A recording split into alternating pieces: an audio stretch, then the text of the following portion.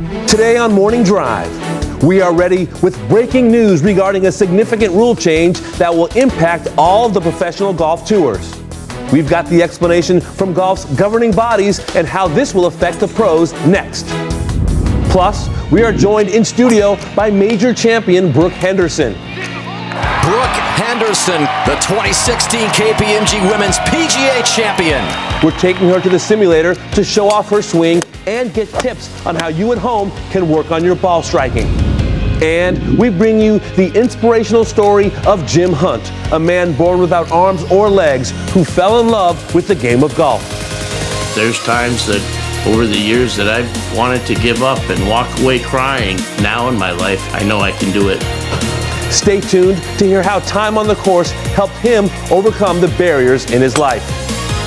All that and more is next on this Monday, December 11th, 2017.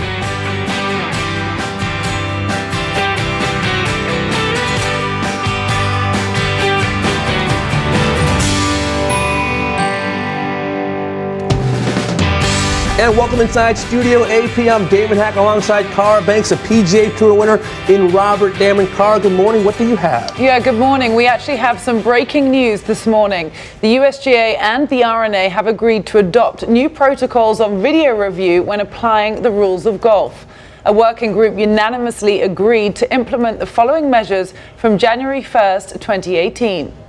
To assign one or more officials to monitor the video broadcast of a competition to help identify and resolve rules issues as they arise.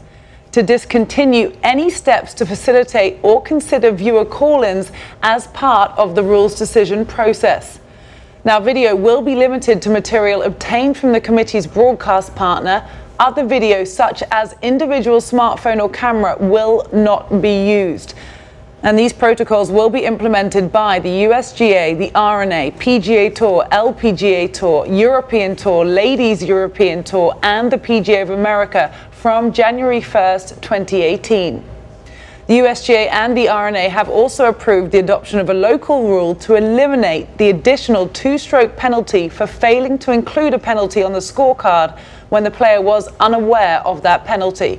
All working groups will introduce this local rule for 2018, and the scorecard penalty will be permanently removed when the modernized rules of golf take effect on January 1st, 2019. Let's welcome in Thomas Pagel, Senior Director, Rules of Golf and Amateur Status with the USGA, and David Rickman, Executive Director, Governance with the R&A. Gentlemen, good morning. Thomas, I'll start with you. Why did the governing bodies arrive at these new protocols? Yeah, David, good morning. So, as you know, back in April, with our partners at the R&A, we announced the formation of a video review working group that included many of the leading worldwide tours.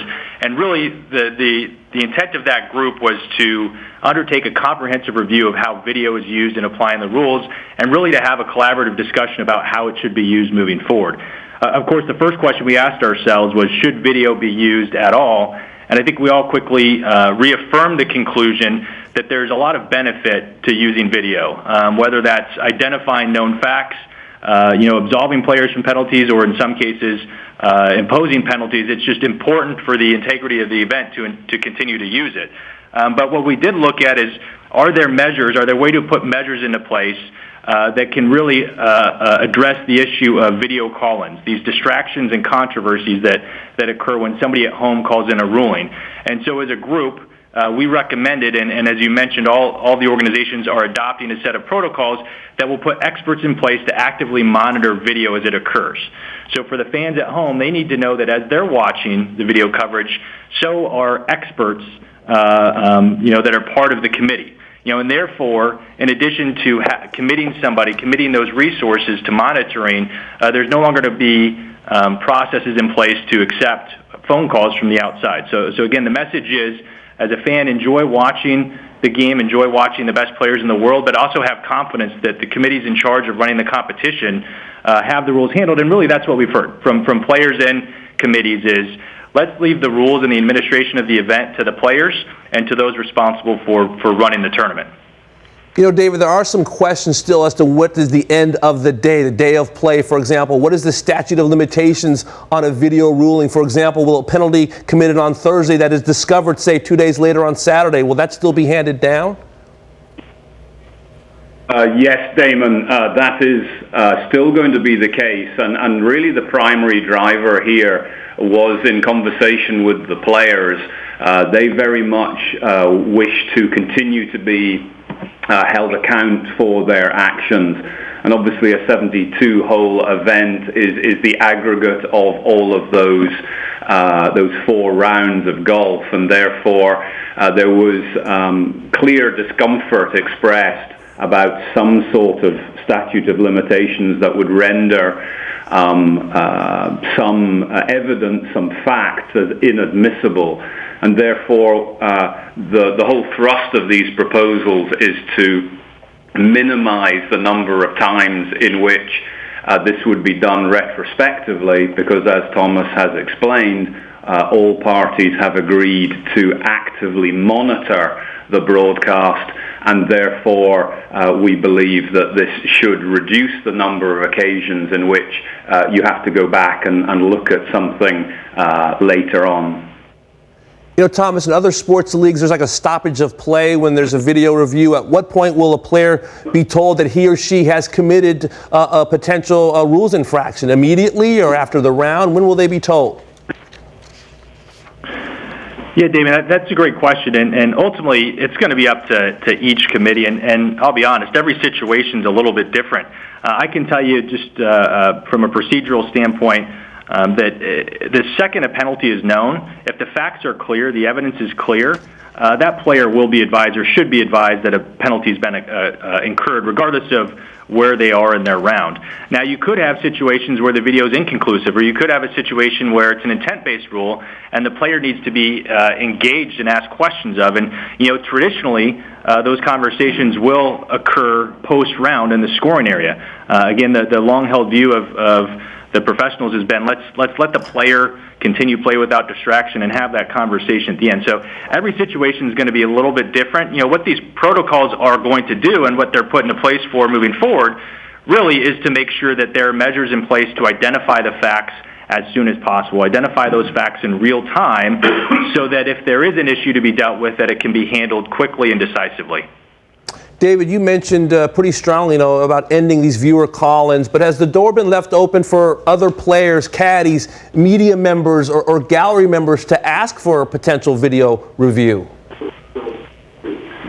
Yes, again, golf has a long history of wanting to apply the facts to any particular situation. Not uncommon for the players themselves to perhaps have second thoughts about a procedure. Perhaps a caddy raises something, or a spectator, or a volunteer. Any of those things remain unchanged because, as I said earlier, the fundamental principle is that we want to apply the rules to the facts. And on talking to the players have reaffirmed that they wish to, in effect, win clean, and therefore it's important for us to continue to have those avenues available to us. But that doesn't alter the fact that we are, as of now, actively discouraging any sort of viewer call-in. You know, Thomas, I still feel there's a little mystery as to this video reviewer. Will he or she be part of the rule staff at a given tournament, or an independent agency? Will the public know who this video reviewer is at every tournament stop? You know, Damon, I would just say it's going to be different at each event and for each organization. Ultimately, it's going to be up for the organization conducting the event to determine who will serve in that role. And there could be scenarios where it's multiple individuals that are trading off in shifts. So I don't know that you're going to have a centralized location. I don't know that you're always going to be aware of the individual's name, but primarily it will be a member of the Rules Committee. Again, it'll be a rules expert, somebody with knowledge that can quickly identify and react to these issues. And the important thing is just to know that there will be someone in place monitoring this coverage, whether it's broadcast coverage or live streaming, as it leaves the property. So again, as folks at home are seeing it, the committee has eyeballs on it as well. If I can follow up on that, Thomas, is that video review, you mentioned live streaming, is the video reviewer going to be able to take what he or she wants from the broadcast, from live stream, from the internet, or will they be limited to just what the viewer at home is seeing on the air? Yeah, the protocols are primarily dealing with, Damon, the broadcast or live streaming coverage that goes out across the air. And again, the thought is that as fans at home, as folks at home are seeing it, the committee is also witnessing it and acting on it as well. Now, there have been in the past, and there will be moving forward, situations where the player might approach the committee with questions about facts. There's some uncertainty about what occurred on a certain hole. Just as we've done in the past, we'll continue to go to our broadcast partners and inquire if there was footage filmed on a particular hole that perhaps didn't make broadcast. Again, when we're out there conducting an event, the most important thing is to ensure the integrity of the event, make sure that the rules are applied. And if a player approaches you with a question about something that may have happened to themselves, it's important that we're able to establish all of those facts through whatever evidence is available. Thomas, are you comfortable that the technology across tours will be relatively uniform, high def, the ability for the camera to pick up a ball oscillating? How uniform are you guys going to be able to make it across all these different professional tours? I'm very confident that the technology itself will be fairly uniform. Again, how we operate may vary. I mean, there are tours that there may be 90 minutes or 2 hours of coverage on a Thursday or Friday, whereas you go to a U.S. Open and we have 12 hours of coverage, including 5 live video streams going across the internet. So every championship, every tournament is going to be a little bit different, but the technology and the protocols will be the same. And again, the thought is, as that video leaves the property, regardless of how that video is consumed or viewed at home, we'll have a member again, a video review official monitoring that coverage as it happens. David, one of the stories of 2017 is Lexi Thompson in that 4-shot penalty. How much did that influence the creation of the new local scorecard rule that you guys are implementing? Well, clearly that case has been something of a focus point for us.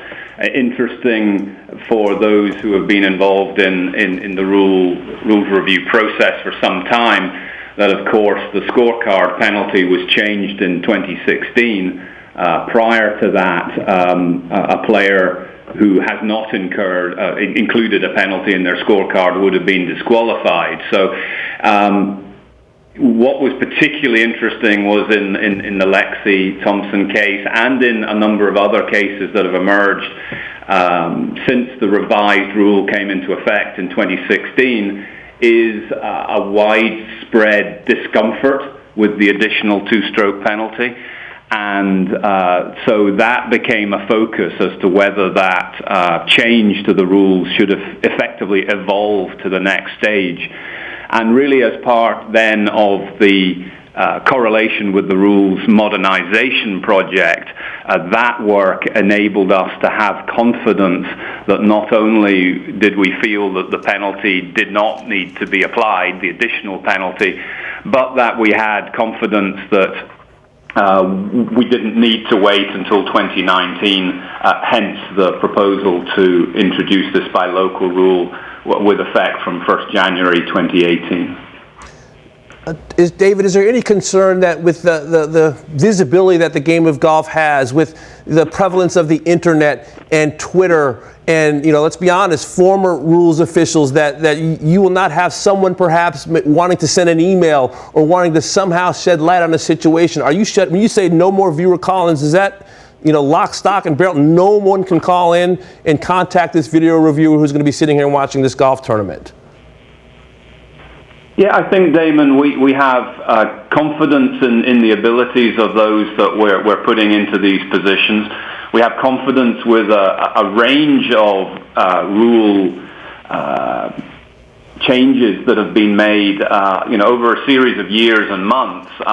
In all of this, we shouldn't forget the decision 34-310, which was introduced, which now deals with the naked eye standard and the whole concept of reasonable judgment. And all of these are about trying to make sure the rules work for golfers in the real world and in real time. And that's what we really want our code of rules to do. We don't want to become dominated by technology. We don't want to be applying different standards to different golfers. We want to quickly and efficiently establish the facts, and then we want to apply those equally to all golfers playing in any particular event. So we're confident in the measures we're putting in place. We feel that they're appropriate for the sport going forward, and we look forward to hopefully being able to concentrate on the wonderful play that the best players in the world on all of these tours exhibit on a regular basis. Well, these are important developments in our game. Thomas and David, thank you so much for your time. Thank you very much. Thank you, Damon.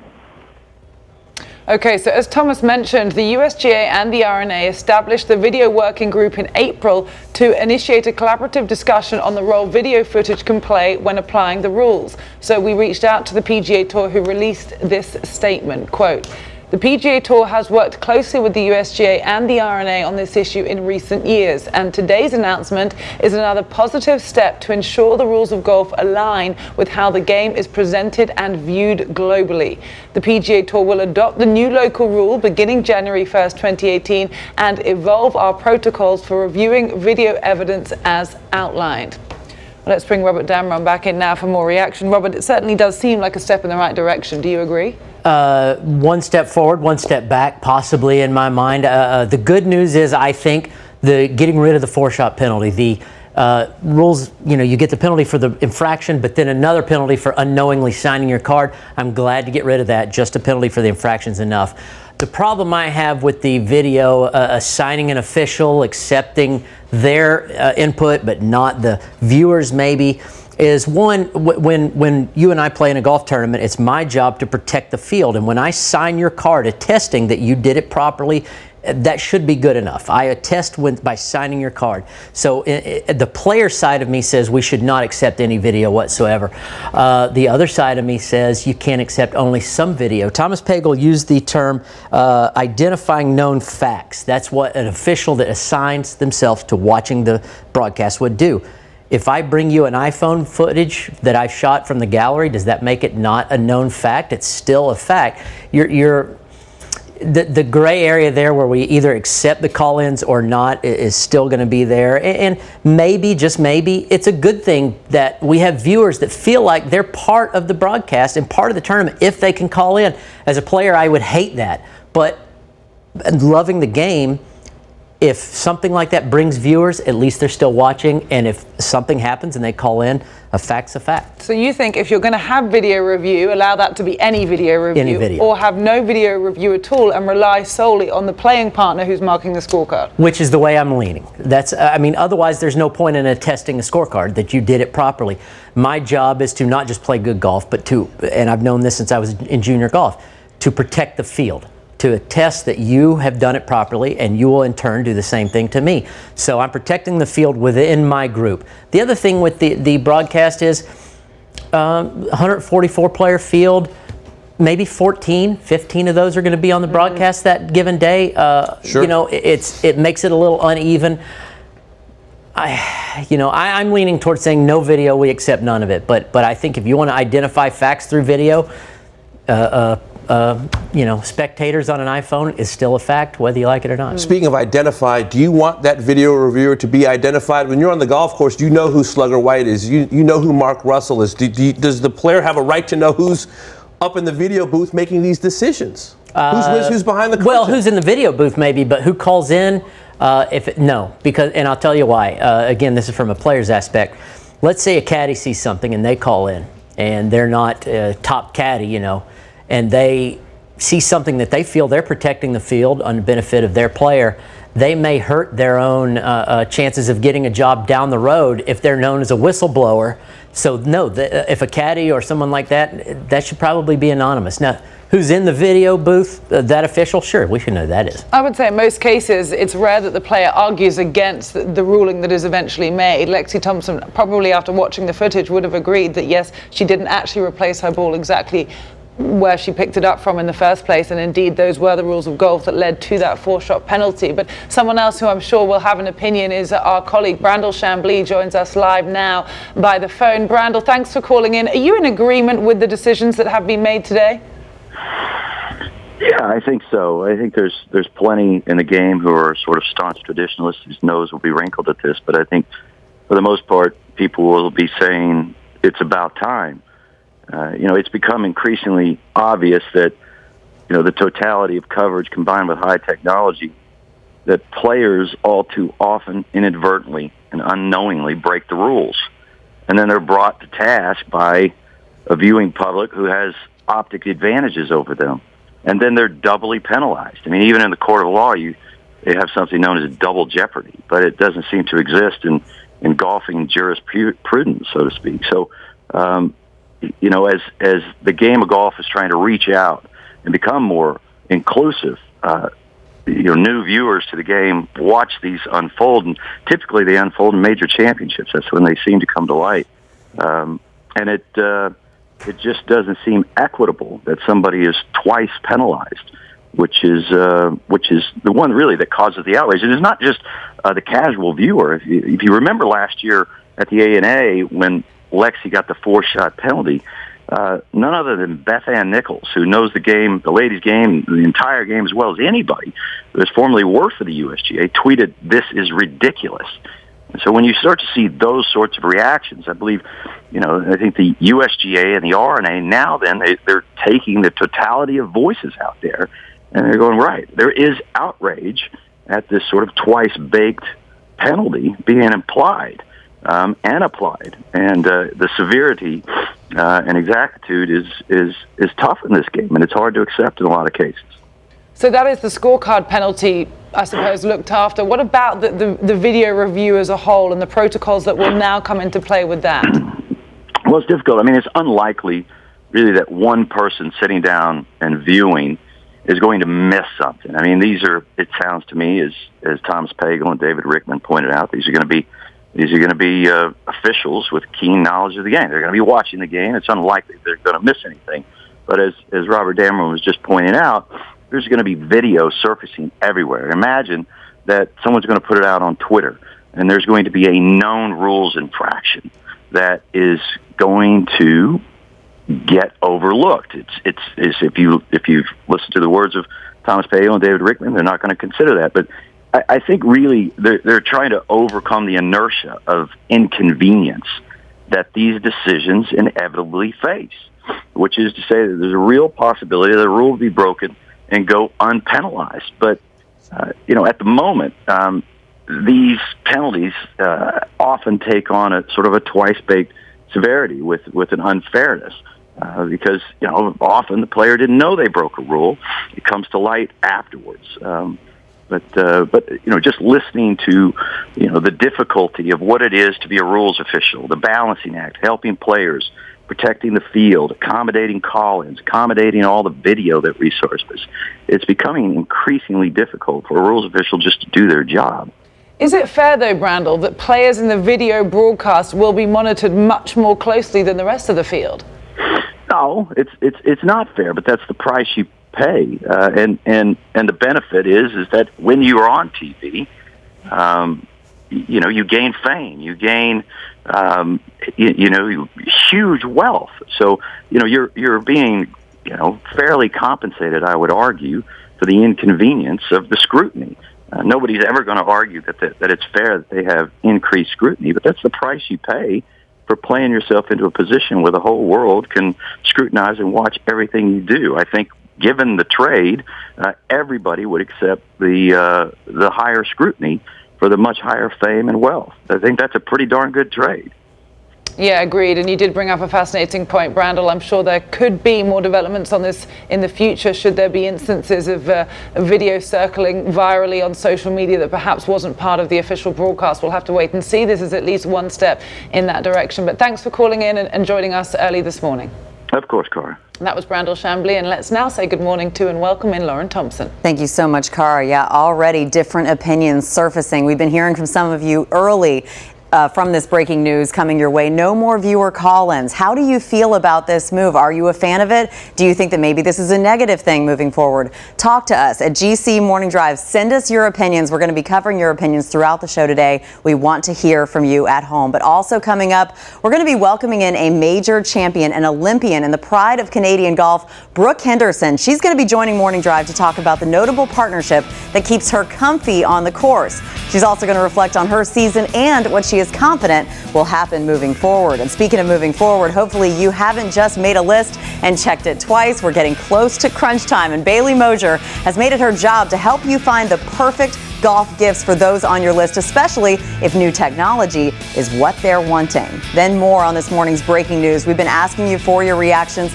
Keep those coming our way at GC Morning Drive on Twitter, Facebook, all the platforms on social media. But our in-studio crew, they're also going to be chiming in with whether or not these new protocols for reviewing video evidence is a good or a bad thing. So we're going to be hearing from them. We're going to be hearing from you. It's a busy, busy Monday in the game of golf, and we're taking you along with us for the latest headlines, the go-to guests, and at the top of the year at the Tournament of Champions, the new rules will be in place right here. Studio Scenics, provided by Kapalua Golf. Interesting. I've lost about 4 balls down in that gully left over You're not the years. alone, They Dameron. might still be there if you see them. But did the video catch it or not?